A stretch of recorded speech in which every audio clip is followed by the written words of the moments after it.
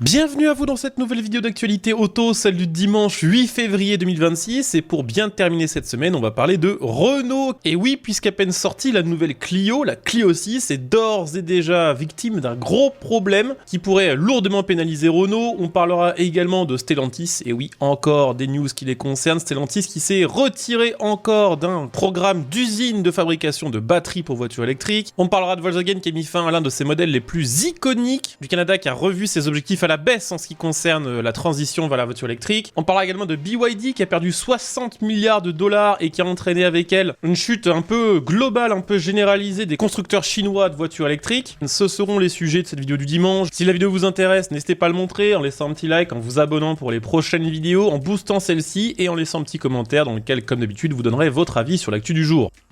On va commencer avec un sujet très rapide à traiter, c'est Volkswagen qui a décidé de mettre fin à l'un de ses modèles les plus iconiques, un modèle qui avait plus de 20 ans, et surtout l'un des derniers représentants européens de sa catégorie, la Volkswagen Touran. Et oui, c'est l'un des derniers monospaces européens qui disparaît courant 2026. Volkswagen a expliqué que c'était à cause des normes, parce que c'était tout simplement trop coûteux de modifier la version actuelle ou d'en prévoir une nouvelle qui respecterait les nouvelles normes de sécurité, l'évolution des normes GSR2 qui arrive en juillet 2026, au vu des faibles ventes que représente la catégorie monospace en Europe. Les derniers monospaces qui existent encore, ça va être le BMW Série 2 Active Tourer, mais lui aussi va bientôt s'arrêter, et le Dacia Jogger, qui lui devrait continuer d'exister, ce qui permettra d'ailleurs à Dacia d'avoir un peu le monopole du marché. C'est pas en France que ça va changer grand chose, le Touran se vendait déjà plus très bien, notamment parce qu'il était malucé à hauteur de plus de 4000 €, qui viennent s'ajouter à un tarif d'entrée de gamme qui était quand même déjà assez élevé, aux alentours des 45 000 €.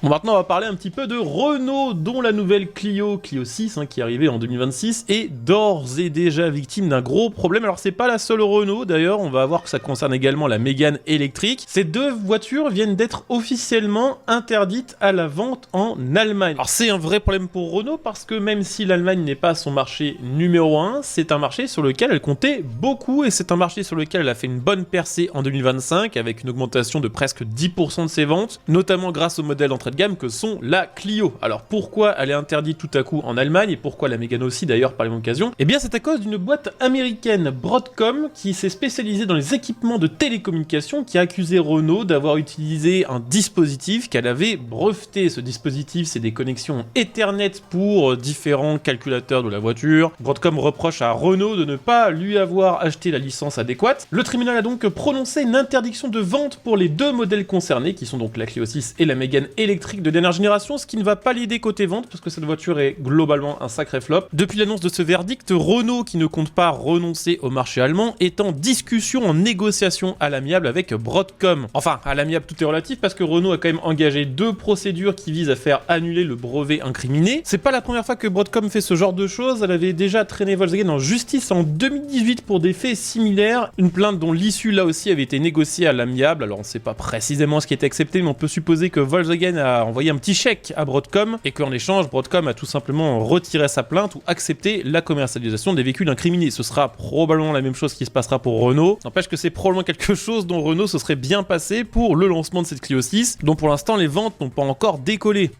Je voulais aussi dans cette vidéo vous parler un petit peu de ce qui se passe du côté de chez BYD et de manière un peu plus large du côté de quasi l'intégralité des marques chinoises de voitures électriques. Alors je parle de BYD en particulier ici parce que c'est là où c'est le plus visible, mais ça concerne un peu tout le monde. Alors qu'est-ce qui se passe? Il se passe que chez BYD, depuis mai 2025, la marque a perdu environ 60 milliards de capitalisation boursière. L'entreprise a perdu un peu plus de 30% de sa valeur en bourse entre son pic le plus élevé, fin mai 2025, et actuellement en janvier 2026. C'est beaucoup et ça traduit en fait tout un tas de doutes qu'ont les investisseurs, les actionnaires de BYD et des autres marques de manière générale quant à la stratégie long terme et surtout à l'avenir de la voiture électrique. Alors que se passe-t-il? Il se passe qu'en Chine, le marché numéro 1 forcément d'une marque comme BYD, les ventes ont beaucoup ralenti. On parle même d'une baisse de 50% des ventes sur janvier 2026 comparé à janvier 2025, mais aussi sur la même période de ventes mondiales qui ont baissé de 30%, et la plupart des marques chinoises anticipent maintenant une baisse de 30 à 40% de leur volume de vente ventes sur le premier trimestre 2026 par rapport à la fin 2024, où là, elles avaient vraiment explosé partout. Alors évidemment, on s'attendait à ce qu'un jour la demande ralentisse, même les investisseurs de ces marques s'y attendaient, mais pas à ce que ça arrive si vite et ce que ça arrive si fort. En plus de ça, un deuxième gros problème, c'est qu'au même moment, les constructeurs font face à une explosion des coûts sur plusieurs matériaux qui sont cruciaux, notamment pour les voitures équipées de batteries, que ce soit des voitures électriques ou des hybrides rechargeables. Donc tout ce qui va être lithium, qui a plus que doublé en 3 mois par exemple, mais aussi le cuivre, l'aluminium, les puces mémoire, dont les prix explosent aussi à cause de l'IA. Et ça crée un gros problème parce que les marques, pour essayer de maintenir leur niveau de vente, pour essayer de redresser un petit peu la courbe, elles multiplient les promotions. Elles sont donc forcées de vendre des voitures moins chères au moment où les voitures coûtent beaucoup plus cher à produire. Résultat, les marges se dégradent fortement et le marché anticipe maintenant des baisses de bénéfices assez généralisées. Alors BYD résiste quand même mieux que les autres parce que c'est une énorme marque, mais il semblerait là aussi que leur âge d'or, leur explosion soit quand même derrière elle. Et quand on entend tous ces chiffres, on comprend un peu mieux pourquoi les marques chinoises misent autant maintenant sur le marché européen. Je vous rajoute une autre actualité d'ailleurs qui concerne BYD et le marché européen, puisque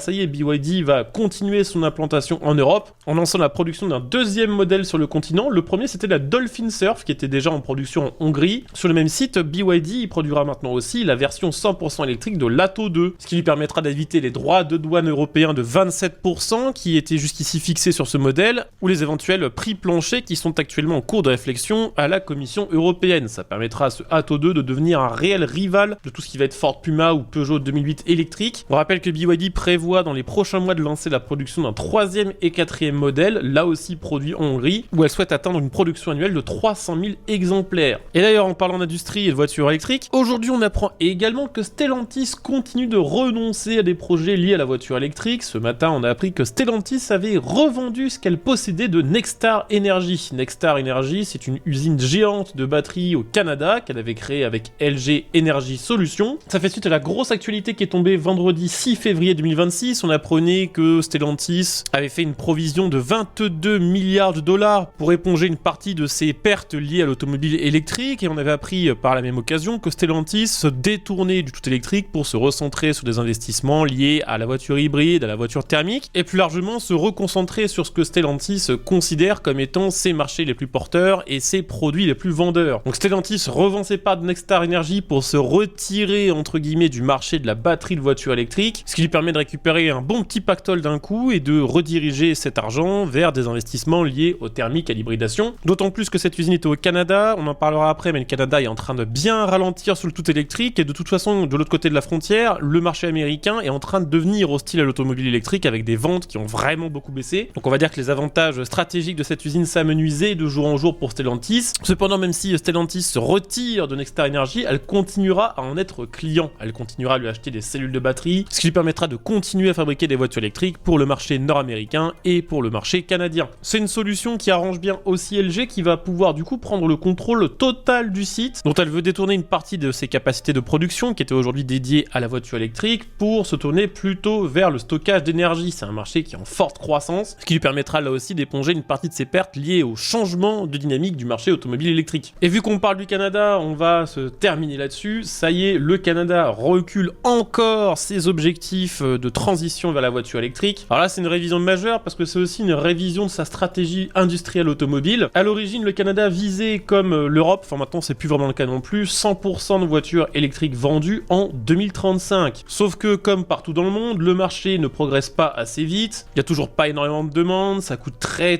cher à mettre en place, et les infrastructures mettent du temps à être installées. Résultat, le Premier ministre Mark Carney a annoncé de nouveaux objectifs qui paraissent plus réalistes. On va passer de 100% d'objectifs en 2035 à 75% et 90% en 2040, avec pour l'instant toujours pas de date pour atteindre le 100%. Le gros problème du Canada, c'est que son marché automobile dépend énormément des marques américaines. Les marques américaines, elles sont en train de revenir à fond vers le thermique parce que c'est ce que les Américains, leur marché numéro 1, leur demandent. Et dans un autre sens, 90% des voitures qui sont fabriquées au Canada sont exportées vers les États-Unis. Donc si demain le gouvernement canadien décidait de ne plus produire de voitures thermiques, ce serait exposer les 500 000 employés du secteur au Canada à un chômage plus ou moins probable. Donc le Canada recule ses objectifs de transition vers la voiture électrique, mais ne l'abandonne pas intégralement pour autant, puisque le Canada veut maintenant devenir un acteur essentiel de sa production et investit massivement pour extraire de son sol le lithium, le nickel, le cobalt, tous les matériaux nécessaires à la production de véhicules électriques, mais surtout investit dans le raffinage et le traitement de ces matériaux pour, à défaut de produire directement des voitures électriques, revendre des composants à d'autres marques qui ailleurs dans le monde les utiliseront pour faire, elles, des voitures électriques. Donc voilà, c'était les petites actus de ce dimanche 8 février. Évidemment, si la vidéo vous intéressait, pensez à le montrer en laissant un petit like, en vous abonnant pour les prochaines vidéos, en devenant éventuellement un soutien via le bouton rejoindre sous celle-ci. On se retrouve dès demain pour une nouvelle semaine d'actualité. Portez-vous bien, ciao.